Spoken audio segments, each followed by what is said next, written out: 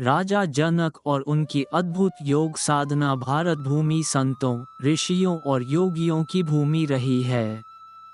इस भूमि पर अनेक राजाओं ने धर्म, ज्ञान और योग साधना में उच्चतम स्थिति प्राप्त की।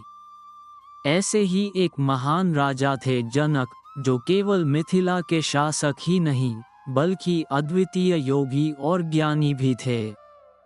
वे जीवन मुक्त थे, जिन्हें विदेह कहा जाता है। उनकी योग साधना और ज्ञान को जानने से हमें जीवन को उच्चतर स्तर पर ले जाने की प्रेरणा मिलती है।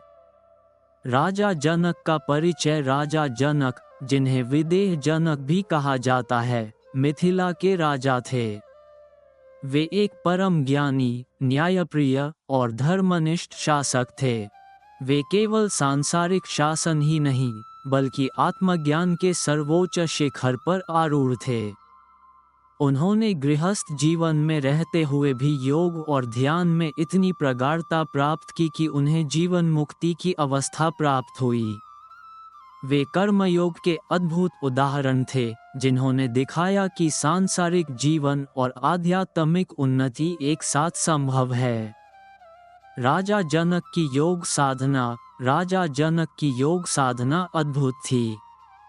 वे अद्वैत वेदांत और कर्मयोग के सिद्धांतों पर चलते थे। उनकी साधना के कुछ प्रमुख पहलू निम्नलिखित हैं। 1. विदेह अवस्था, जीवन मुक्ति। राजा जनक को विदेह कहा जाता था, जिसका अर्थ है जिसका देहाभिमान समाप्त हो गया हो। वे भौतिक संसार में रहते हुए भी उससे निर्लिप्त थे। वे कर्मयोग का पालन करते हुए निष्काम भाव से राज कार्य करते थे, लेकिन आत्मबोध में स्थिर रहते थे। 2. अष्टांग योग का अभ्यास। राजा जनक योग साधना के सभी अंगों में पारंगत थे।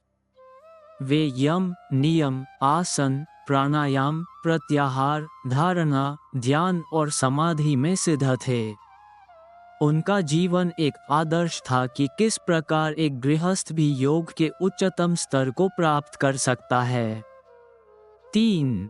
सहज समाधि की अवस्था। जनक ने सिद्ध किया कि समाधि केवल जंगलों या गुफाओं में जाकर ही नहीं प्राप्त की जा सकती, बल्कि गृहस्थ जीवन में भी संभव है।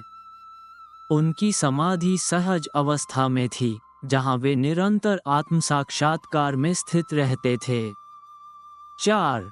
ऋषि अष्टावक्र से ज्ञान प्राप्ति। राजा जनक की योग साधना को पूर्णता तब प्राप्त हुई जब उन्हें ऋषि अष्टावक्र से आत्मज्ञान प्राप्त हुआ। अष्टावक्र ने राजा जनक को बताया कि आत्मा अजर, अमर और शुद्ध है। उन्होंने राजा को द्वैत से अद्वैत की ओर ले जाने में सहायता की। 5. कर्मयोग की सिद्धि। राजा जनक ने निष्काम कर्मयोग को अपने जीवन में अपनाया। वे बिना किसी स्वार्थ के कर्म करते थे और उनके हर कार्य में परमार्थ निहित रहता था। श्रीमद्भगवद गीता में स्वयं भगवान श्री कृष्ण ने राजा जनक को कर्मयोग का उदाहरण बताया है। योग साधना के प्रभाव। राजा जनक की योग साधना का प्रभाव न केवल उनके व्यक्तिगत जीवन पर, बल्कि उनके संपूर्ण राज्य पर भी पड़ा। मिथिला राज्य आध्यात्मिकता और ज्ञान का केंद्र बना। राज्य में शांति और समृद्धि। राजा जनक की आध्यात्मिकता से प्रेरित होकर मिथिला में नीति और धर्म का पालन किया जाता था, जिससे वहां सुख शांति बनी रहती थी।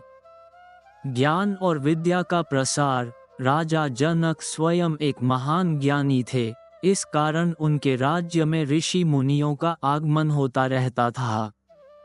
मिथिला विद्या और तत्व ज्ञान का केंद्र बन गया। आध्यात्मिक प्रेरणा। उनकी साधना ने अनेक गृहस्थों को ये प्रेरणा दी कि सांसारिक जीवन में भी आध्यात्मिकता को बनाए रखा जा सकता है। राजा जनक एक ऐसे योगी राजा थे, जिन्होंने सांसारिक जीवन में रहते हुए भी आत्मज्ञान प्राप्त किया। उनकी योग साधना और ज्ञान आज भी हमें प्रेरित करता है। वे सिद्ध करते हैं कि आध्यात्मिक उन्नति केवल सन्यासियों के लिए ही नहीं, बल्कि प्रत्येक व्यक्ति के लिए संभव है। राजा जनक का जीवन इस बात का प्रमाण है कि कर्मयोग और ज्ञान योग को अपनाकर कोई भी व्यक्ति जीवन मुक्त हो सकता है। उनकी शिक्षाएं आज भी हमारे लिए प्रासंगिक हैं और हमें आत्मबोध की ओर अग्रसर करने में सहायक हैं।